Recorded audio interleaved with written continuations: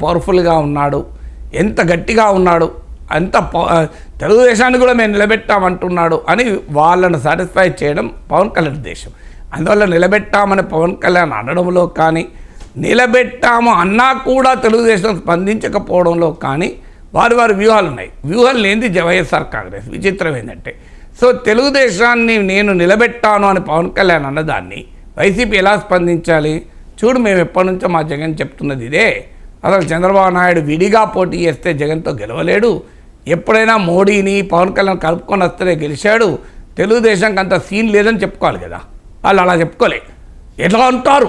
4 దశాబ్దాల తెలుగుదేశాన్ని నిలబెట్టామని పవన్ కళ్యాణ్ అనడం ఆయన అహంకారానికి సింబల్ కాదా అంటూ వైసీపీ మీడియాలో, సాక్షి మీడియాలో కథనాలు. నాకు ఆశ్చర్యం వేసింది.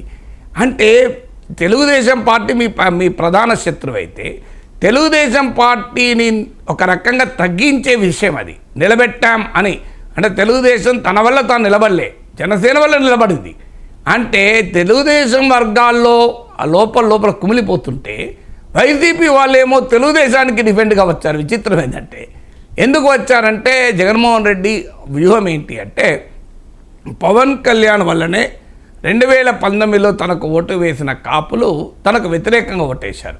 అందువల్ల పవన్ కళ్యాణ్ను డిఫేమ్ చేయడం ద్వారా, పవన్ కళ్యాణ్ అటాక్ చేయడం ద్వారా పవన్ కళ్యాణ్ కాపులు డిజోన్ చేసుకుని తన వైపు రావాలి అని ఆయన ఒక వ్యూహాన్ని అనుసరిస్తున్నాడు. కానీ ఆ ప్రాసెస్లో ఏం చేస్తున్నాడంటే పవన్ కళ్యాణ్ మరింతగా టీడీపీ వాళ్ళ దగ్గర చేస్తున్నాడు.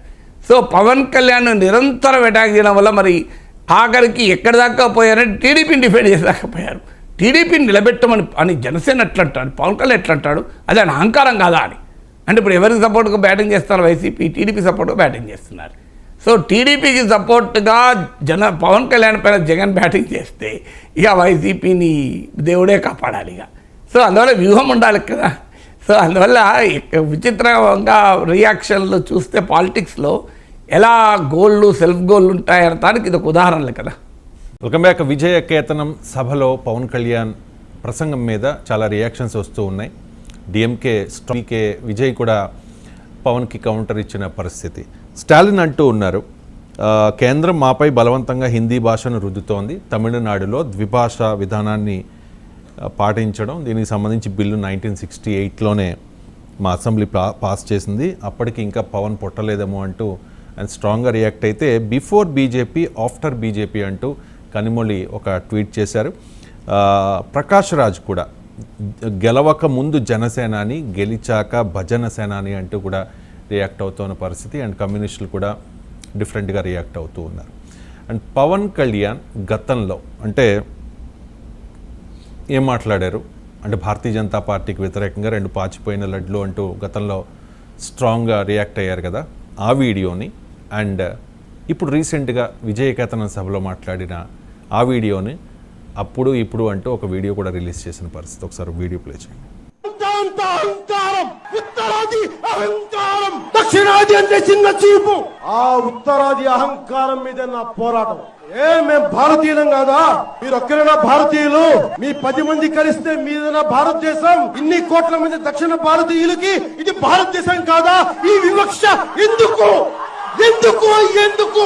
అలాగే మనకి కూర్చోబెట్టి ఉత్తరానికి, ఉత్తర భారతానికి మనకి సంబంధం లేదన్నట్టుగా, దక్షిణాది వేరు ఉత్తరాది వేరు అని చెప్పి పిచ్చి ఐడియాలజీ కానీ ఇవన్నీ మనం కౌంటర్ చేయాల్సి ఉంది. Arguments through rational argument, through proper logical arguments తోటి, బలమైన సాక్ష్యాధారాలతోటి. చాలా మంది ఎక్స్పర్ట్స్ ఉన్నారు. అలాంటి గొప్ప వ్యక్తులందరికీ మీరు ఒక ప్లాట్ఫామ్ కావాలి. అది మనకి ఆంధ్ర రాష్ట్రంలో చాలా మంది ఉన్నారు. సో ఫస్ట్ బైట్ వచ్చి 2016 సెప్టెంబర్ 9న మాట్లాడింది భారతీయ జనతా పార్టీకి వ్యతిరేకంగా. సెకండ్ బైట్ వచ్చి 2025 ఫిబ్రవరి రీసెంట్గా మాట్లాడిన ఇది. అండ్ దాంతోపాటు మరో వీడియో కూడా వైరల్ చేస్తూ ఉన్నారు పవన్ వ్యతిరేకులు. ఒకసారి భారతీయ జనతా పార్టీ దుర్మార్గులు అనుకుందాం. నాకు వాళ్ళకి ఇష్టం లేదు, వాళ్ళకి చిరాకు నాకు. వాళ్ళే మన మీద దక్షిణ మార్గం చూపిస్తున్నారు. సరే భరితం. భారతీయ జనతా పార్టీ అందరూ హిందువుల పార్టీ అంటారు. నా ఉద్దేశం అది హిందీ వాళ్ళ పార్టీ, హిందువుల పార్టీ కాదు. మేము అర్థం చేసుకుంటాం భాషల్ని. హిందీని ప్రేమిస్తాం కానీ హిందీని మా మీద రుద్దుతారంటే ఎట్లా?